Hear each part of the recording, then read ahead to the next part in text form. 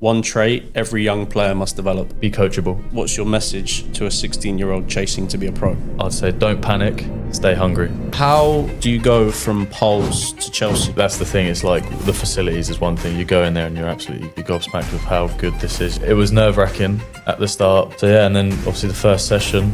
Yeah, how is it? How is the level? Some of the players. Why are they so good? Speed of thought, the size of some of the players that are at that age as well. Bearing in mind we're 16, I was 16 at the time, there's still some growing to do. There's boys that are just physically like in pristine condition at that age and still only going to get better. That took some getting used to. You can't just be, when you go into these trials, you can't just be okay. For someone that is playing for Fleet Spurs, playing at Pulse, that's thinking, I wish I was playing at a Premier League academy, how is it? It's intense, very intense. Why? Training schedules, gym schedules. Just imagine like playing in the Premier League where you've got games Saturday, Tuesday. It's that, but against your similar age. How do you deal with an intense schedule? I completely agree, and you've hit the nail on the head with how you describe that, because you've got a squad of say 20, 5 or 6 might go on loan because they feel like they're close but they need that game time. Then you've got 3 or 4 that are so close to the first team, so close to pushing on, maybe having a few benches, a couple of appearances. It's hard to sort of be set as a 23s, if that makes sense. Hello everyone, welcome to the Select Generation podcast. We are still in Bournemouth, and today I am excited to talk to Ben. So me and Ben kind of know each other through like mutual friends. I played with a lot of his friends kind of growing up, and we kind of knew it. Well, I knew about you, but he probably didn't know about me. But anyway, and then recently we kind of connected. Obviously, we're here in Bournemouth. Ben used to play for Bournemouth Academy. He currently plays for Gosport on loan from Farnborough, and we kind of grew up in and around a similar area, so we have a lot of mutual friends. And Ben's got a really interesting story. He was picked up pretty randomly when he was like 16, 17 to go to Bournemouth. He's had other trials at Premier League clubs, and I think he's a story that can relate to a lot of people listening to this that aren't at a top MLS or Premier League academy from the age of 6. So that's kind of what I'm interested to learn about and ask questions about from like a player's point of view, maybe that feels a bit underrated, undiscovered, because Ben's kind of lived that. So first off, Ben, thank you so much for coming today. For someone that's listening to this, why is your story important? I think because, as you said, I think it can be quite relatable. I think of how close players can get, and I feel like I did get close. And then the brutal, obviously, like football's one of the toughest industries to be in, and I think a lot of people can see from the outside, like once you go into non-league, it's hard to get back in. But from when I've had a couple of seasons in it now, I've seen obviously many players flirt with full-time, part-time football. And while I was at Bournemouth, I saw players like my mates leave and go play non-league. So I think it's very relatable, but I don't think many people speak about it as well. I don't think they get a chance to, because I think it's sometimes normalised, but realistically, like everyone has a different story and it can be so different. So someone will be listening to this and maybe will say like, okay, Ben Greenwood was on the bench in the Premier League for Bournemouth, played for the Bournemouth reserve team, but they don't really know like where you came from. So talk to us from like when you're growing up until you're like 15, 16. So I think that's where my story is fairly unique, actually, because I think when I speak to people, they say that I was quite late. So my dad was my manager from, I reckon, since I could walk till about 16. And that was for a team around our area, Rushmore Saints. I don't know if you... Rushmore Saints. So I was there playing all my youth football, like my Saturday and Sundays football. And then obviously you get into your floodlit football in the under-18s, and I probably jumped up earlier than most. Like I was probably 14, 15. I was still quite little at the time. And that was for Fleet Spurs. So all my floodlit, playing for in the Allied Youth League, obviously. And then obviously did 2 years there, and ended up going to college, Pulse, which I know our mutuals went there as well, so you obviously know about that. And that's where it all kicked off, really. Obviously, I was playing districts and counties when I was all through that time as well that I just spoke about, and then went to Pulse, and that's where it all sort of accelerated, really. For someone that doesn't know what Pulse is, what is Pulse? Pulse is literally like it's a full-time sort of college and football program. kids 16 to 18. They train obviously for 2 hours a day, and then they'll do their education for 2 hours a day with a hour lunch gap in between. So yeah, I went into there. So it's similar to full-time football, and it has got that element to it, albeit I know at pro clubs you don't do education every day.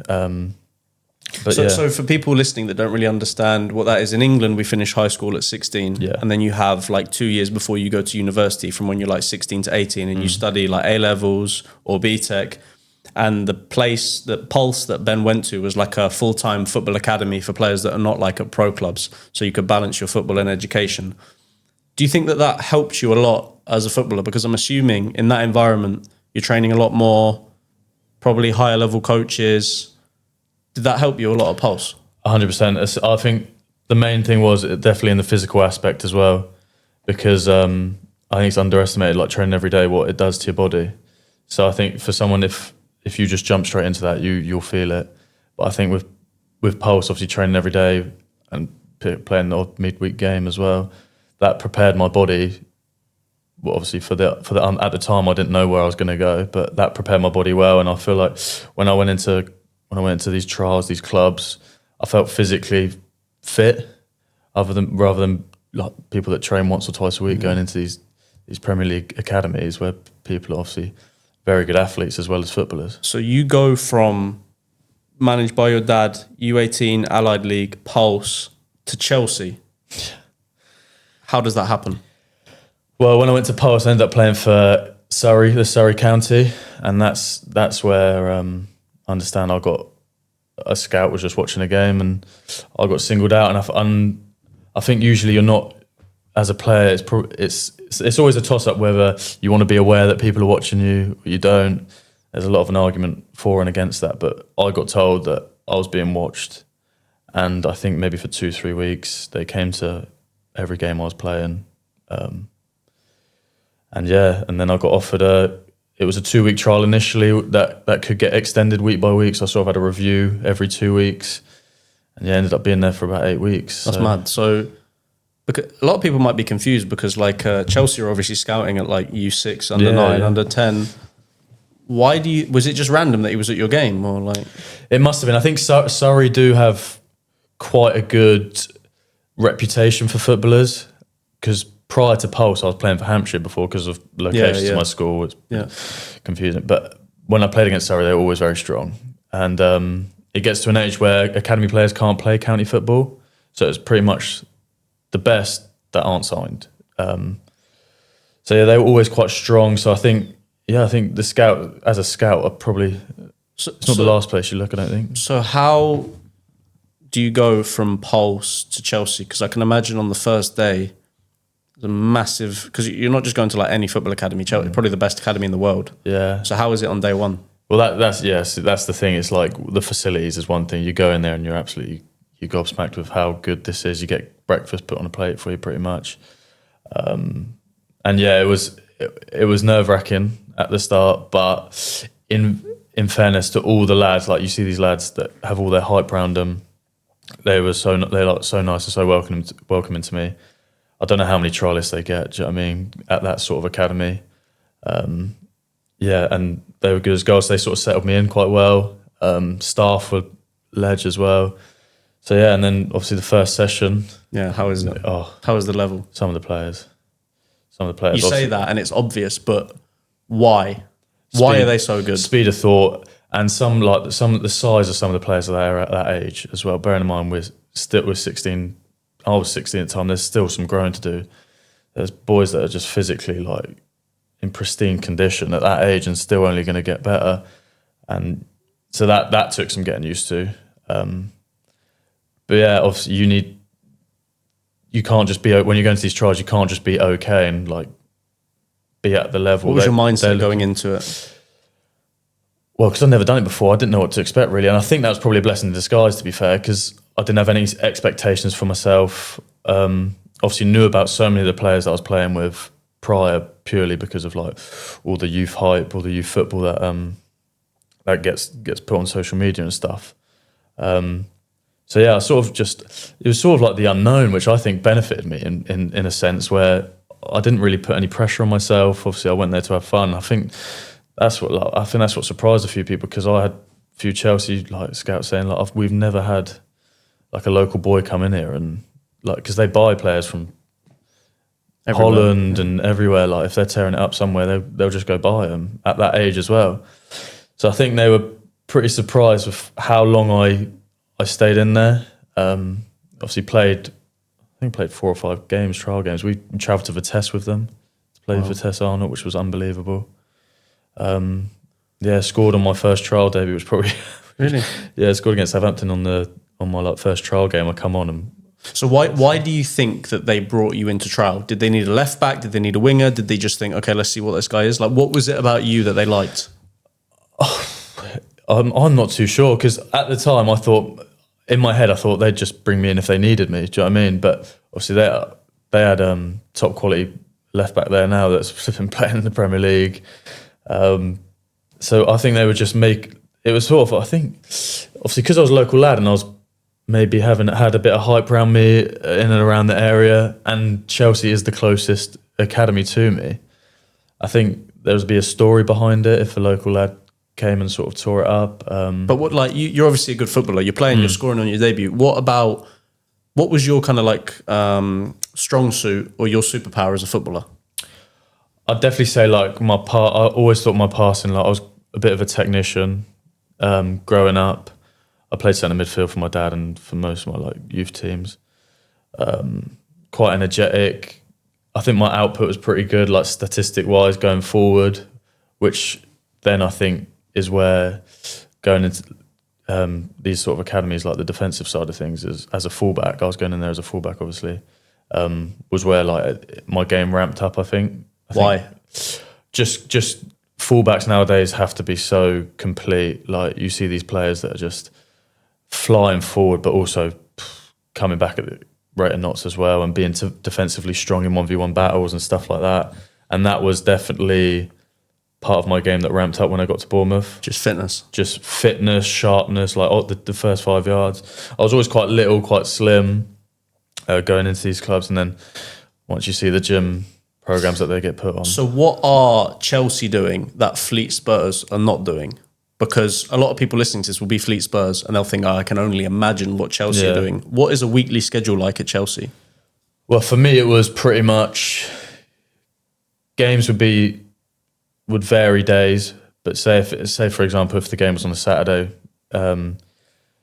train Monday, Tuesday, off Wednesday, train Thursday, Friday, game Saturday, off Sunday. And when you say train, what are you doing? You typically go. Monday, Tuesday would probably be your tougher sessions for the week, probably followed by gym after that. I didn't actually do gym at Chelsea. It was something to do with insurance. But they all headed off to the gym in the afternoons. Thursday is when you start focusing on the game, maybe do some in-possession stuff. And then Fridays, out of possession, light as anything, just completely preparation for Saturday. So you're on trial at Chelsea. Why did they say no? It was actually, we flew back after the Vitesse Arnhem game, and they just pulled me in because it was 8 weeks maximum, and I stayed there for the maximum. They just said they couldn't offer me game time, and that they could see me being at a Cat 1 academy, but with the players they had there already, they just couldn't offer me game time, which is fair enough, and I appreciated their honesty. Did you not say, I don't want to play, I just want to train with you, or were you like, okay, I'm going to go somewhere else better? Or no, I took a lot of confidence from that trial, I think, and I thought I can hang in there, and I can go play for someone else, which is what I wanted to do. And at this point, I had obviously I think a lot of social media hype came around when I was there, and people get hold of it, and there's 2 or 3 more clubs that. So what? It's interesting because how does the recruitment happen at that kind of level? Because for Chelsea, you got seen by a random scout, then people find out about you, because there'll be a lot of players that are like, oh my god, he got scouted by Chelsea through social media, so I'm going to make sure I appear on this Instagram page, and then I'll get signed. So you get released from Chelsea, you have clubs asking for you. Do they message you on Instagram? Does an agent WhatsApp you? Does a coach email you? So this time I never had an agent. My sort of Surrey manager was sort of taking care of that. because that's who told me about Chelsea, and he said that Arsenal and Watford wanted me to go in, and yeah, that was literally all communication I had, and told me time and date where I had to be, put me up in digs and that for a week or so for both of them. How were your trials at Arsenal and Watford? Watford really good, and then it was when they went on a mad Youth Cup run, Watford. I think they got to the semi-final or something in the Youth Cup. So I was in there and I thought I'd done really well, played a few games, done really well. Then they had a massive in between, so I went there for a week, and then I went to Arsenal for a week. And while I was at Arsenal, they had a massive rejig of staff. So I'd gone back into Watford, and then obviously football's a game of opinions. The New staff weren't having it, so that was that. I actually thought I played probably my best football at Arsenal for that week. But again, they had the players there already. They had a Spanish they bought from, I don't know where they bought it from, Spain, somewhere in Spain, who was my age, left back. And yeah, after that, it was my dad. And funny enough, after the Watford, because while I'm trialing, I'm not playing football anywhere else because you can't. They tell you you can play, but if you get injured, then that's your opportunity to go on, sort of thing. So I said to my dad, Dad goes, why don't you just give it one more shot at Bournemouth? They want you for a week. And I said, it got to about March time maybe, and I was like, this is the last one, because I want to end the season playing football somewhere, go and enjoy it again. It's quite disheartening when you get told no 2-3 times. How was your mindset on trial? Because you say you didn't put a lot of pressure on yourself, which is a good thing. But then you're so close, and you go to a different club, and at some point you're probably thinking, I really want this. Yeah. Well, I think the longer I trialled, the more I thought, well, this could happen. I want this to happen. And then obviously when you get told no, it's tough. And Chelsea, I always thought to myself, there's no pressure on. I thought this is one of the best academies in the world, let alone England. So what's the expectations there? I don't have any. Go into these other clubs and see that I can cope with that. You think, maybe I can get in here. And then your expectations start to go, oh, well, maybe this could what happened happen. to Bournemouth? So then I had a week at Bournemouth and trained all up to Saturday, got put in digs, had a game on Saturday against Yeovil, played about 60 minutes, really badly injured my knee, the worst injury I've had, a dumb sort of ligaments in my knee. And I thought after the game, when I hobbled off, I just thought, this is it. That's that, because I've only played an hour. If anything, they'll wait for me to be fit again and I'll come back. And 2 weeks later, I'm still hobbling around. My mum picks me up from Pulse and says, you've been offered a 2-year scholar at Bournemouth. So I was like, wow, I was absolutely buzzing. They took care of my knee, got that all sorted in preparation for this. I didn't kick a football for Bournemouth until mid-pre-season, the pre-season following. So why do you think that they wanted you?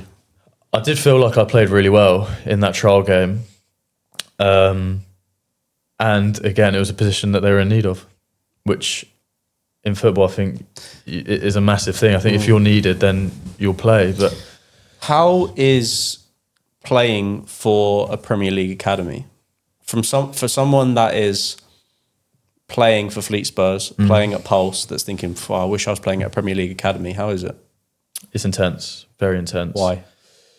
Training schedules, gym schedules, games programs. It's relentless. It's just imagine playing in the Premier League where you've got games Saturday, Tuesday. It's that, but against your similar age. How do you deal with an intense schedule so you don't get injured, so you're not overwhelmed? Yes, this is the thing. You get put on recovery. I think the gym's a big help. You do a lot of injury prevention in the gym. Obviously, there's numerous sports scientists employed at Premier League clubs. Do you feel really supported? Oh, God, you have someone for everything? Oh, gotcha. And physios, they will get interns in so that you're heavily staffed to cater for your needs and stuff like that. So, yeah, but ultimately it's down to you. I think there's a lot of things that you can do as an individual, such as gym, recovery, that helps prevent injury. Did you feel like you were at a disadvantage to other players that had been in that environment for 10 years and you've only been there for 6 months? Footballing-wise, no. I think once I got in there, I felt confident in my footballing ability. Gym-wise, I could tell I was behind. like they were lifting way more than me. So Could you feel it in games, like getting pushed off the ball? And not so much in games, but training when it's like all close contact. Because when you play against teams that you didn't really know what they're doing, so I sort of as time went on, I had to catch up in the physical aspect, especially my legs. Like my legs were quite skinny back in the day. And how do you do that without getting injured? Because you might have been like, oh, if he's squat, I'm going to do really heavy weight. Yeah. Are you always talking to the physio like, hey, I need help, this is how I want to do it, and they'll tell you what to do? So the sports scientists, good as gold, they tailored individual programs to each and every one of you. They'd even give you weight that you ideally should do. Right. So yeah, it was just like a process of time really to catch up with the other boys. How important is obviously working hard and being good at football and being technically good? How important is sleep, nutrition, and gym? Yeah, it's huge. You have countless talks on it in these academies. The amount of times we've had a presentation put on for us. What are they telling you? Just how important everything is. Like the ideal nutrition after games, before games, during the week. Your sleep's massive, and I think a lot of research has gone into that in the past few years. It definitely ramped up in my later years at Bournemouth, the importance of sleep. They used to put curfews on us. But to me, that's obvious. Maybe when I'm not 18, 19, playing video games. So why is sleep important? Like, did you feel like you were playing better when you were sleeping more, or? Definitely. And it's hard to say why, because some people might say it's a placebo effect, but I always used to have to, like, if I was training, I'd try and get at least 8 hours just to feel, I'll wake up in the morning, feel completely replenished, and it gives you more time to recover. And then game days, I'd try and sleep like 9 hours before, just get that extra hour. And it was just obviously the presentations, I've seen it, and it was just in my head thinking, I don't want to give myself any excuse when it comes to game day. How is the environment of the locker room? Because I've talked to people in non-league, professional players, coaches, and you always talk about like the culture of a dressing room. And actually Josh, who we just had on, he was talking about like the academy, even though it's a team of 11, is set up to develop one player. Did you feel like that? Not so much as a player. I think they'd always say that their job as a defender is always to get players pushed on, like upwards. And through my time at Bournemouth, I think I must have had 4 or 5 different first team gaffers. And every time a new gaffer comes in, the style of football filters down. Like they want the whole club to play how the first team is set up to play. So they're all catering for that. But I know what you mean by like the success story. They've done their job if one out of that team gets there. So if you're in the U16, 18s, how often are you sending players to the first team? Or do they have to go through the 23s first? Typically, you would go through the 23s, but it's all done on performance. If you're performing well, training well, obviously first team staff, all the analysts, they all talk to each other, all feedback. If you're performing well, there's no reason why an under 18 can't skip the 23s and go and have a session with the first team. So on the point of when you're a team, did you feel like you were all mates, or did you feel like I really want your shirt and I want to be better than you? How was the culture?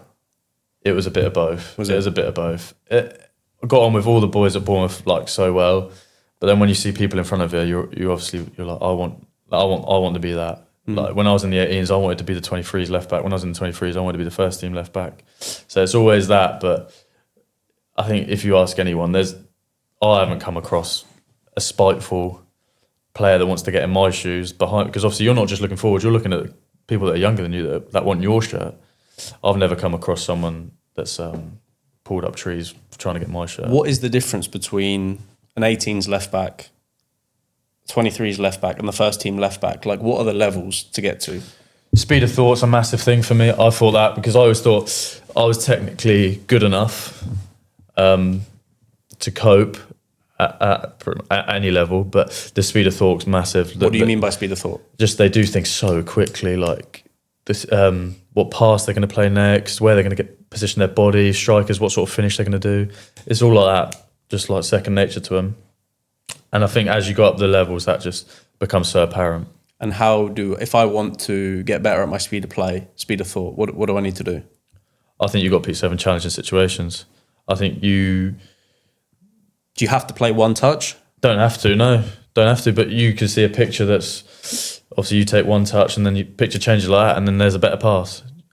Stuff like that. But yeah, I think if you put yourself in challenging situations, definitely when you're being coached, some of the sessions can specifically be put on to challenge speed of thought, like the close, even like a rondo. It sounds so simple, but because you're in such a confined space, you've got to be switched on so quickly. Has there been a specific game or a specific training session where you really felt like you were kicking on? Was there like a game where you felt, I'm at the level now? Not specifically. There was a period of time, I think, when I think maybe in my second year of the 23s, and I thought I was being very consistent with my performances in the 23s. I was training with the first team a lot, doing well up there, getting a lot of recognition filtering down.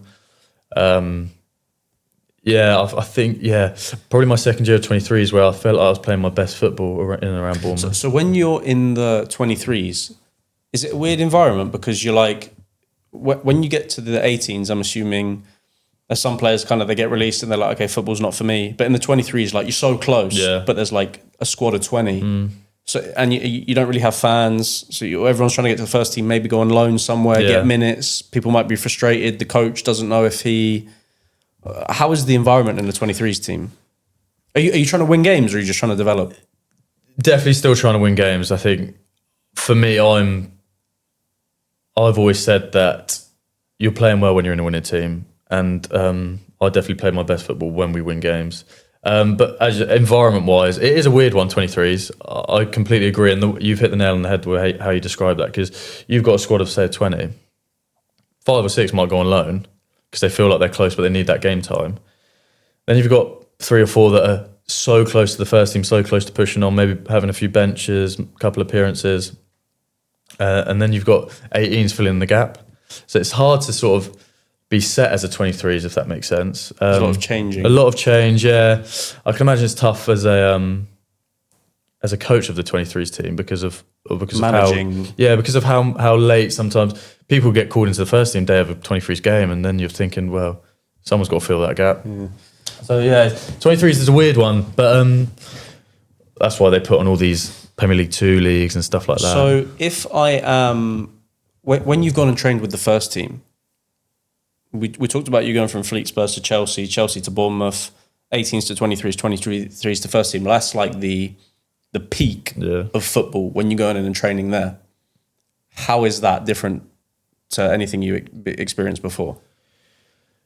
As I said, speed of thought again is another thing, but also at the top, they're all very good athletes as well. Like you see on TV, and you could see someone and think, oh well, he might be running a bit slow, but when you get up there, he's still quicker than you think, stronger than you think. So they're all the best of the best, as you said. Like that is the peak. But obviously, it's like anything. The more you do it, the more you acclimatise to it, and you get put on programs with them, pre-seasons with them. The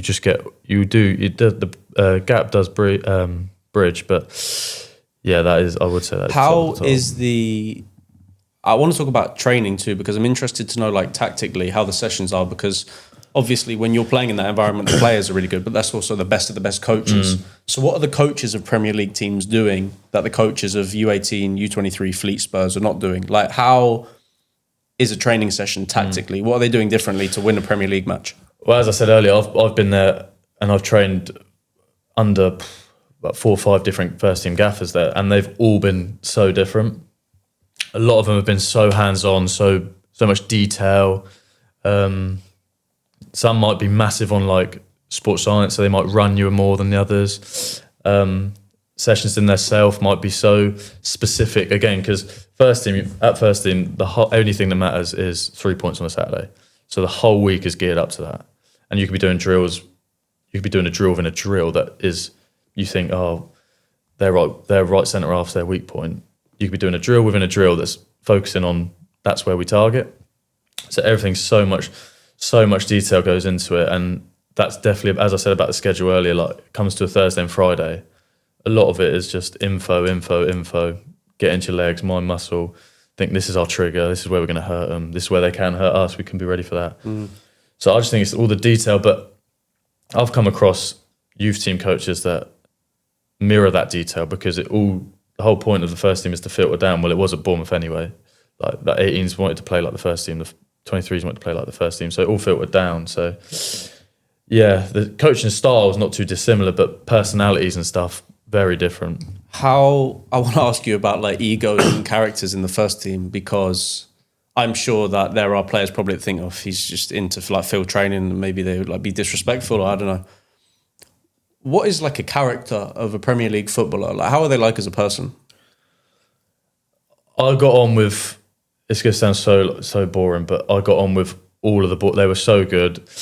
I think you can see when people maybe like forcing a move maybe, or one out, you can see maybe their personality switch. But then at Premier League level, as you say, it's all competition. I want your shirt. But it comes to the end of the day, if you're winning, you've got a happy dressing room.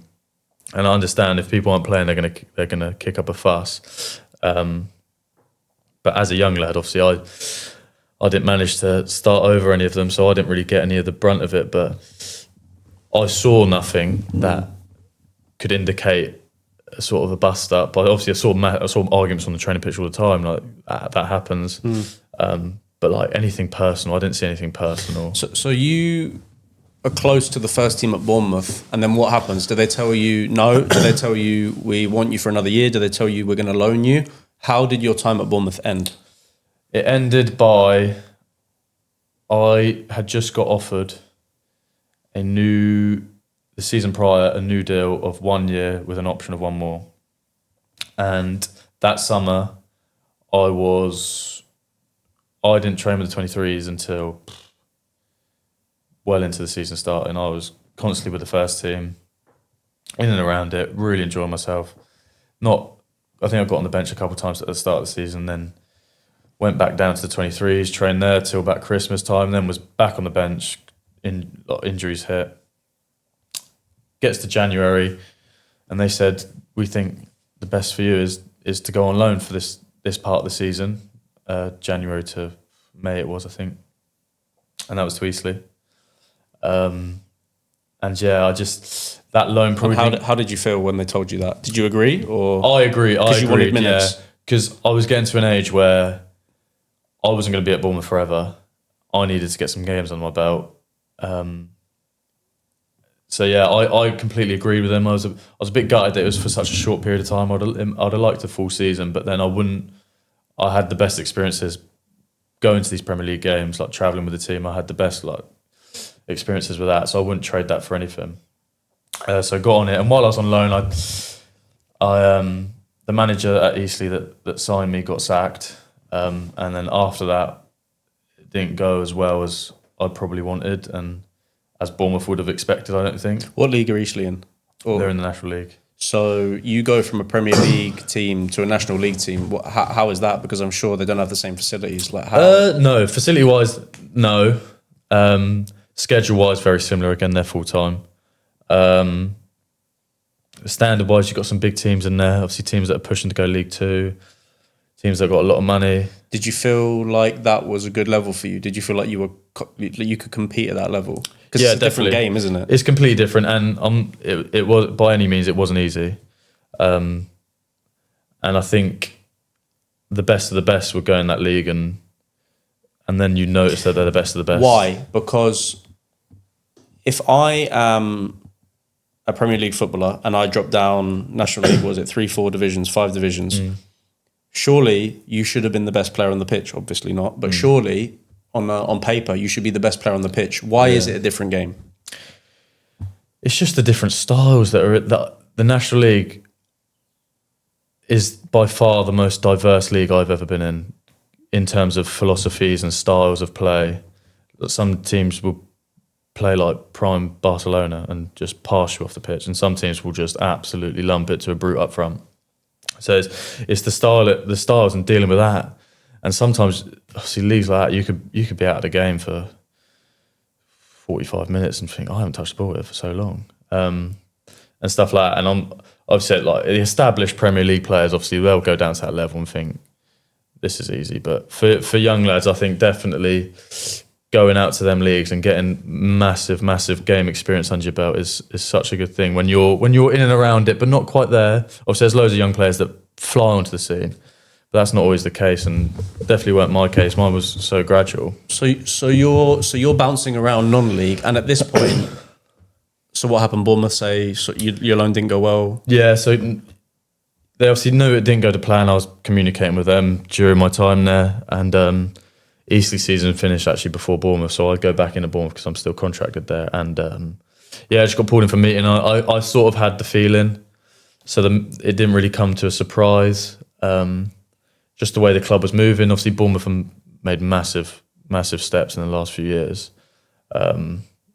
Just where the club was at now, I was turning 23 the year after, so I would have had to take up a spot on the squad list. They have a squad list.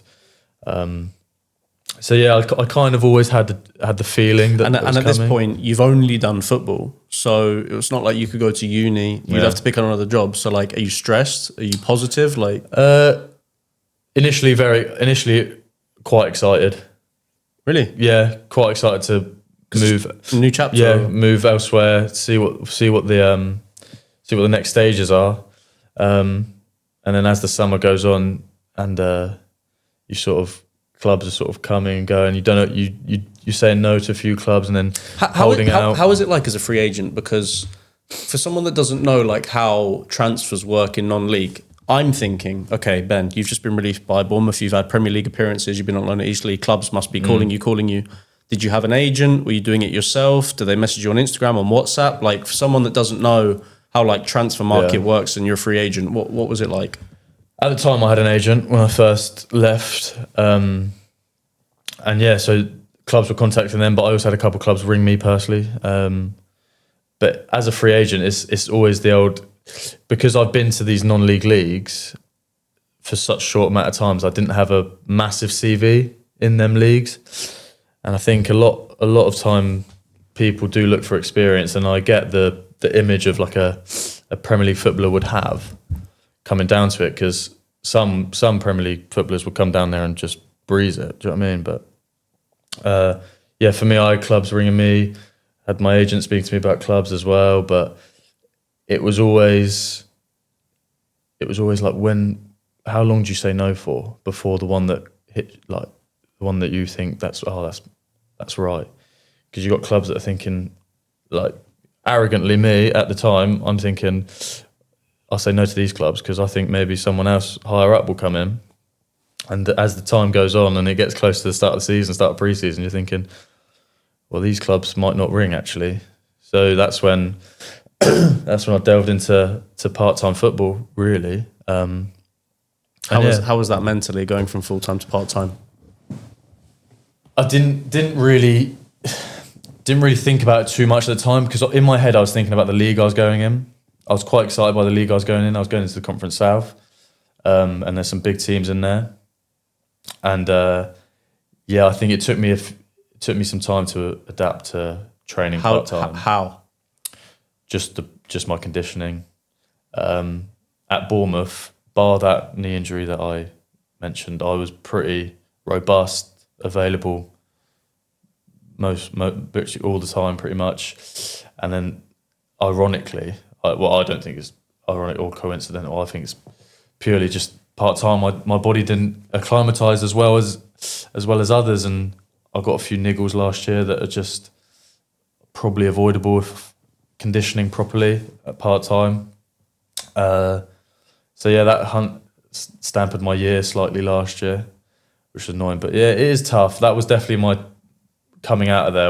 It was never leaving Bournemouth. It was going part-time that has been my toughest. I was going to say, what's been your biggest challenge in your football career? It's definitely that. Going from full-time to part-time. Why? Because someone might be like, oh, you have so much more time now. You can work, you can do other things. Yeah, and then you get I couldn't just sit around for the days that I'm not training. I have to keep myself busy, and obviously that's where we spoke earlier off the camera about Pulse. And I'm actually coaching there now. Throughout the days in the week, so the timings off work is perfect for part-time football. And when you're dipping into that, you want to do that to your best ability as well, because you want to take pride in that, but you also want to play to the best of your ability as well. So it's hard trying to balance it. Yeah. Looking back, is there something you wish? Is there anything? I don't want to say regret. Is there anything you wish you did differently, or any information you wish you knew? I think coming out of Bournemouth, yes, and that would have been chasing full time. I think just a little bit harder. Why? Purely because I think you're just so much closer to the level. Don't get me wrong. There's many part teams in Conference South that are very good, and have very good players. But these full time teams, that's where I've witnessed the moves happen, the moves up. More commonly. What's the difference between a part-time footballer and a full-time footballer? Fitness, and I'd say stereotypically a part-time footballer's got another job. So then you go to a full-time team of a similar level, you think, if I quit my job, go full-time football, what's my income going to be? Mm. That's how I know some people how is the finances in football? I'm not talking about like how much you earn, but for example, there's a lot of players that'll be, I want to be a pro footballer because I want to have a nice car, I want to have a watch, I want to go on nice holidays. If you're Premier League footballer, great, of course. Yeah. But when you're in non-league, you're still full-time, but the money's probably not there. So what am I trying to ask here? So for someone that is chasing football for money, what advice do you give to that player? If you are chasing football for money, I would advise you to try and stay as high as possible for as long as possible, because that is where the money is. Don't get me wrong, non-league, there's a lot of money in non-league as well at the moment.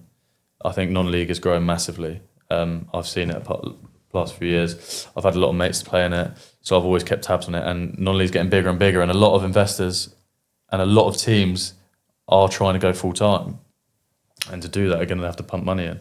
So there's still a lot of money in non-league. Don't get me wrong, but it's obvious that. What are the negatives of being a professional footballer that people don't talk about? Because you see, nice Instagram, nice watch, nice car. Yeah. What are the negatives?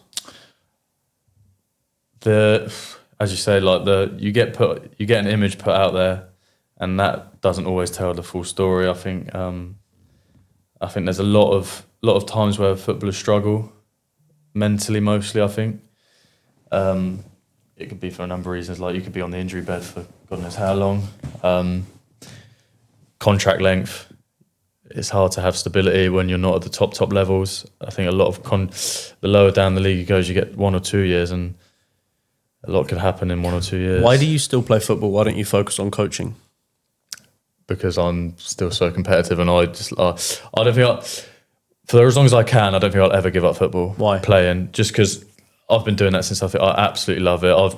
My best memories have been football, and I'd like to think I've done a lot of what a lot of kids would really, really like to do. So I feel beneficial in that sense. Do you want to still make it to full time, like for your personal career? Are you trying to get back to be a pro? I think if you asked me last year, I'd have completely said yes. I'd have gone, yes, that is my aim. This year, where I've got a year older, I'd still say yes. Like, that is, I would love to go back to full-time football. And that's no disrespect to my job. I love my job.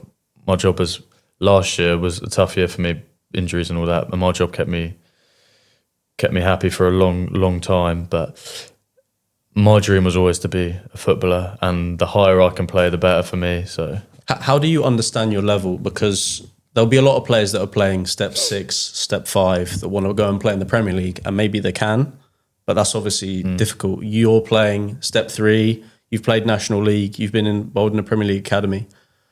How do you understand your level? I think there was a question I saw on a pod about it was a pod about, it was saying about if you played up front for Man City, how many goals would you score? And it was Josh Windass that got asked the question, and he said if I could score goals up front for City, I'd be playing for City. And I think I completely agree with, like, there's levels to football, and everyone will be at their level for some reason. Like, there could be someone playing step 5 that is an unbelievable footballer, but for a numerous amount of reasons, he's there. So I think it's a lot of self-reflection where you got to think to yourself, like, what am I doing? Why am I here? And for me, I think I understand the level of footballer I am. I'm confident in my ability, and I would love to go back up, and I think I can go back up. But I just know that where my CV lacked coming out of the club was where I probably needed to pick up, and it probably didn't go to as planned last year. But obviously anything can change. In football, things can change like that, and a whole year of football can completely change it. I've seen people that I was playing against last year for part-time teams fly up the leagues. I can even like the league above. People are always moving in and around League One, League Two, even the National League, and sometimes full-time teams in the south. They get a lot of moves. So amazing, Ben. I've got a quick fire round for you. Okay, to finish up. Quick fire round. Okay, you ready? Yeah. Who's the best player you've trained or played with? Antoine Semenyo. Oof, that's a good one. Toughest opponent that you faced? That I've faced directly against me. He was right back. I was left back. Tino Livramento. Your biggest challenge in football? Coming out full time. One trait every young player must develop? That's a good one. Be coachable. That's a good one. In 5 words, what's your message to a 16-year-old chasing to be a pro? 5 words. From my story, and because of how it was late, I'd say don't panic and stay hungry. Stay hungry. What is, just as a last question, what is your advice to being a successful footballer? I'm 16. I want to be a professional. I'm not there yet. What do I need to do to be a pro? What's your advice? What are you telling me? I would tell you to be patient, as we've gone through a lot on this pod, that we spoke about many different journeys, even off camera. Like, everyone's journey is different, time is different, and to me, I think you just got to put 110% into everything, because you never know who's watching, and that's the thing for me, because I had no idea who was watching me, and that's where my career so far kicked off. What does hard work mean? Because you might tell me you work hard and you go run a marathon every day, and I'm like, fucking hell, that's amazing. I might tell you I work hard and I go to the gym twice a week. I might tell you I work hard, I go and shoot free kicks and I pull my hamstring because I should have been stretching and not going and taking free kicks. What does hard work mean? For me, it means those things that you said, but I also think you've got to be disciplined with it. I think, and you've got to self-reflect and think, what do I need? What do I need to do to get to the next level? Just putting yourself out there. As you said, it could be the gym. You might want to get a little bit stronger, a little bit sharper, but you want to get fitter, because be position specific and get fitter. But yeah, you got to be disciplined as well, because at the same time, for as much as you do, you will always be putting damage on your body, and if your body fails you, then you can't perform. So you also need to be disciplined and recover well, eat well, sleep well. So yeah, I'd say also be disciplined with the hard work. Top. Guys, well, that was a really good episode. I think, honestly, the story is amazing. I hope that you guys can kind of appreciate Ben's story, because going from Fleet, Spurs and Pulse to Chelsea and Bournemouth, let me tell you, that's difficult, all right? I don't think we'll hear that again. But anyway, we'll tag Ben's Instagram if you guys learned something or you think something was really interesting. Send him a message, say thank you on what you learned, as always. But yeah, Ben, I really appreciate your time. No, thank you for having me. I really enjoyed that. Thank you so much. Good, Chris?